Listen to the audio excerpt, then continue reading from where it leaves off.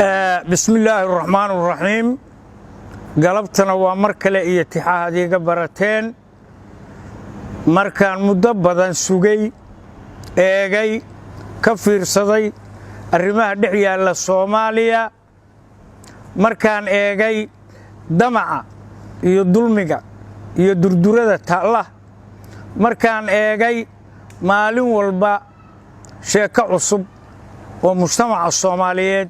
aan dantiisu ku jirin maskaxdu waxay go'atay maansadan oo magaceedu yahay maansadii xaqiiqada waa tii runta ahayd bismillaah magaceedu waxa la yiraahdaa Soomaaliyey maqal murti iga dardaarana iyo xaalad moogtahay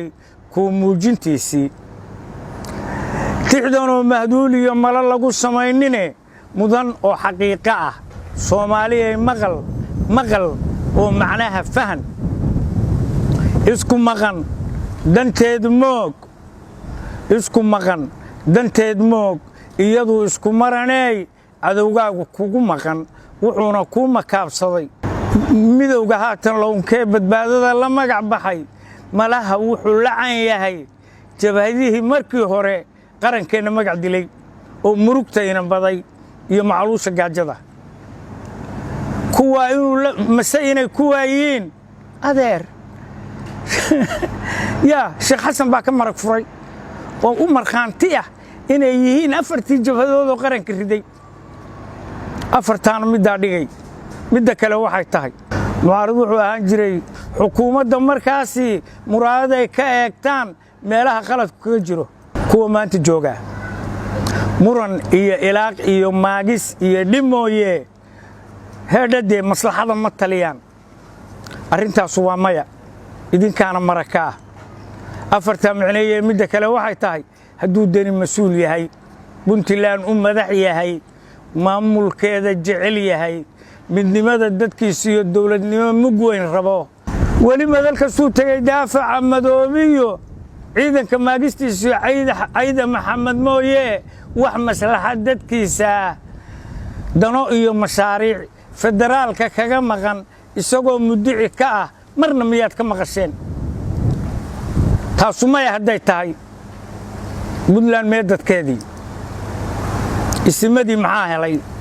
markay xaajo murugtaba marjaca loogu noqon jiray indheer garatadii maye muusanowga dumarkan waayahan maqlaaye xagee maray rageedii xeerka yaa mas'uulka dastuurka yaa mas'uulka baarlamaanadii maye dagaalkii mugdiga dhacay madficiyo rasaastii lagu laayay maatada maydkii jimcaha yiil ma markay arkeen bay nafta maadiyeeno midaan baaqanayn iyo mawd bay ka baqayaan mise maamul xumad iyo murugada arlada taal manfacay ka doorteen afarta muhiimka Soomaaliyey maqal oo macnaha fahan tixdaa Soomaaliyey maqal haddaan intaa ku dhaafo midda kale waxay tahay waa daahirto waxba kuma dadno kuwa doorashada daahinahaya waa dawladid waxay doonayaan inuu qaranku dumo waxay doonayaan dagaalkii xigtada waxay doonayaan dalowga iyo qaxi waxay doonayaan dayacaan ogeyn darxumooyinkii dib u noqoshadood bay doonayaan ummad yahay dareen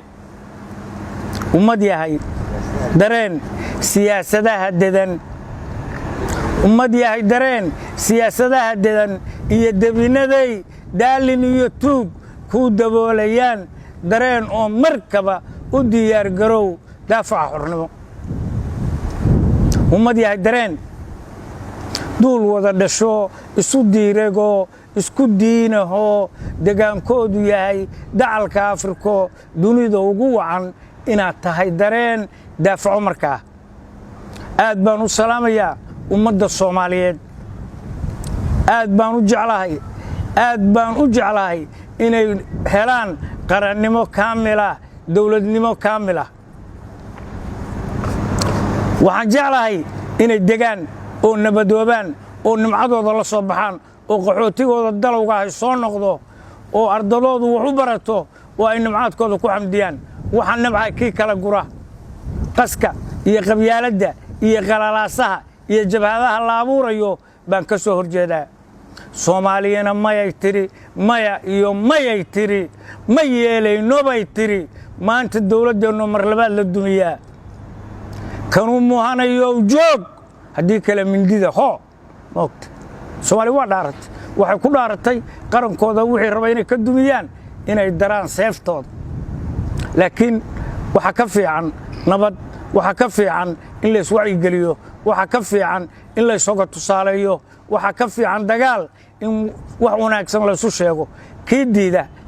abbaay wuxuu ku ducaysan jiray ilaahu cadowga kaanu ka maarano naga qabo kaana ka maarmina noo soo hanuun hadda waxaanu leenahay ilaahu noo soo hanuun walaalaha iyaga habowsan ilaahu xaq tus ilaahu dawladnimo tus ilaahu mucaaradka ka dhig mid wax saxa ee aan wax duminayn sidaasaynu rabbi ka barinay waxaan leeyahay Soomaaliyeey digtoonow